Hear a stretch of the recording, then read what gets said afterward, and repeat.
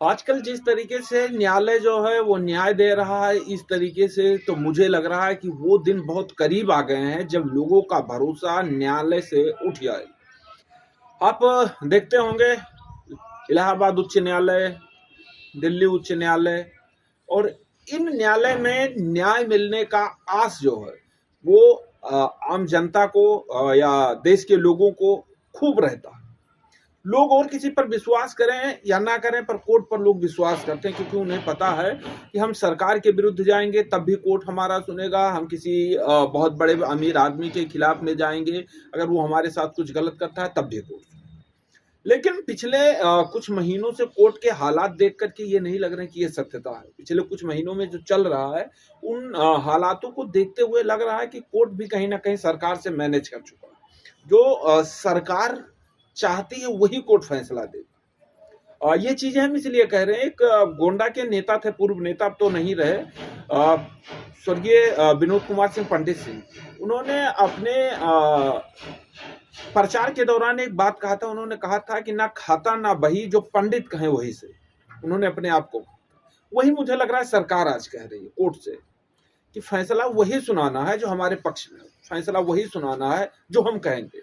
हालांकि इस तरीके से आरोप लगाना या इस तरीके से सोचना भी गुनाह है, लेकिन पिछले कई महीनों से, लगभग पिछले 7 महीने से जो चल रहा है उसे देखते हुए यही लग रहा है।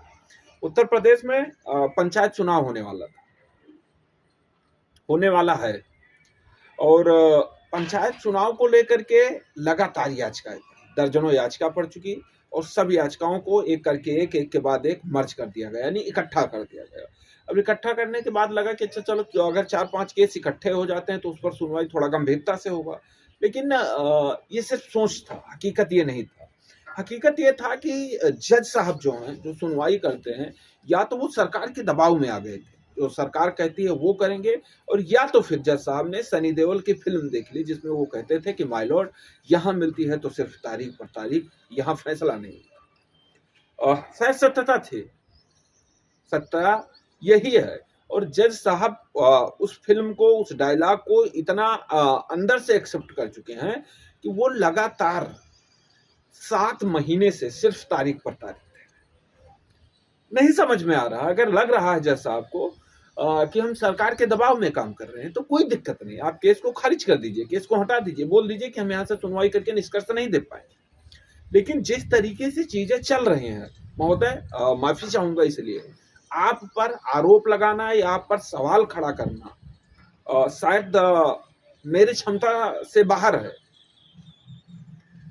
लेकिन जिस तरीके से चीजें चल रही हैं उस अनुसार वो चीजें देखकर ये कहना गलत नहीं होगा कि आप सब सरकार के दबाव से काम करें, क्योंकि अगर आप सरकार के दबाव से काम न करते, दर्जनों याचिकाएं पढ़ने के बाद, शायद कई लाख रुपए खर्च करने के बाद, आपको नहीं पता है जज साहब कितने मेहनत से पैसे इकट्ठे किए गए, चंदा लगाकर उत्तर प्रदेश की जनता ने पैसे इकट्ठे करके, वकील हायर करके और उसके बाद केस किया है। लेकिन आपके यहाँ जब केस की सुनवाई होती है तो लोगों को यकीन रहता है कि आज कुछ न्याय मिलेगा, आज कुछ उम्मीद है कि कुछ फैसला आएगा, और उसके बाद घंटों घंटों बहस चलती है और उसके बाद फिर कह दिया जाता है कि इस तारीख को नहीं बल्कि इस तारीख को सुनवाई किया जाएगा।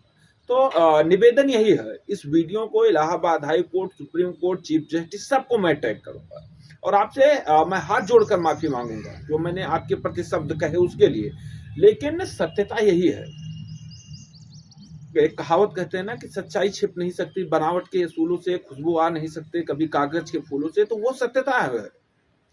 आपके सामने कोई कहे या ना कहे, लेकिन जनता में ये चीजें चल रही हैं। लोग कह रहे हैं भैया कुछ नहीं होने वाला, जो सरकार चाहेगी वही होगा। तो अगर सरकार के चाहने से ही कोर्ट करने लगा, सरकार के चाहने के अनुसार ही कोर्ट करने लगा, तो हमारा जो न्यायपालिका से भरोसा है वो खत्म हो जाएगा। और जिस दिन न्यायपालिका से हमारा भरोसा खत्म हुआ उस दिन यह हमारा देश आजाद भारत नहीं रहेगा, बल्कि राजनीतिक पार्टियों का गुलाम भारत बनेगा। और अगर ये राजनीतिक पार्टियों का गुलाम भारत बना तो यहाँ की स्थिति अंग्रेजी शासन से भी गंदी होगी, ये बात याद रखिए। और फिलहाल चीफ जस्टिस साहब आपसे इलाहाबाद हाई कोर्ट के, सुप्रीम कोर्ट के वकील, सीजे साहब, जितने भी लोग इस वीडियो को टैग करके आपके पास भेज रहे हैं, जितने भी लोग देख रहे हैं, निवेदन है कुछ कर दीजिए फैसला, क्योंकि जनता इंतजार करते करते थक चुकी है और अब इससे ज्यादा इंतजार नहीं हो रहा, क्योंकि एक सीमा होता है और शायद अब वो सीमा पार होने वाला है। तो अब निवेदन है कि इस पर कुछ ना कुछ निष्कर्ष जरूर निकालिए, कुछ ना कुछ न्याय जरूर करिए।